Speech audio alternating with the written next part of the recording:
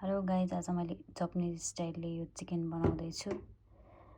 सुरुमा मैले नुन हालेँ, ब्ल्याक पेपर हालेँ, अनि थोरै यो खुर्सानीको पाउडर हालेँ, अनि अदुवा लसुनको पेस्ट हालेँ हैन।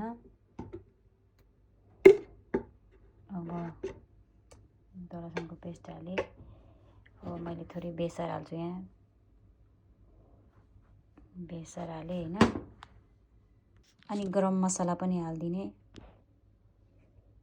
अनि थोरै जिरा धनियाको पाउडर हाल्ने।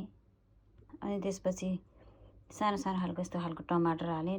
टमाटरहरू काटेर हाल्दा पनि हुन्छ, मैले यतिकै हालिदिएँ। अनि यसलाई थोरै मोल्नुपर्छ यसरी।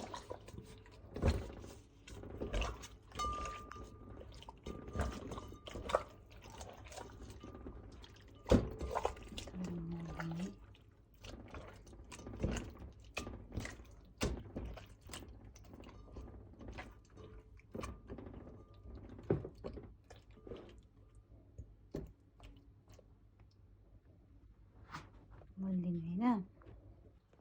साथीहरु, अनि यसमा झोल खाने भएपछि थोरै पानी हाल्ने, नभएपछि नहाल्दा पनि हुन्छ।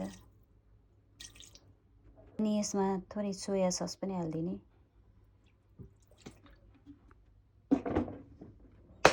प्याजलाई राइस कुकरमा यसरी राखिदिने, अनि यसलाई अन गरिदिने। यसको त यहाँ लागेको छैन रहेछ। यसरी अन गरिदिने।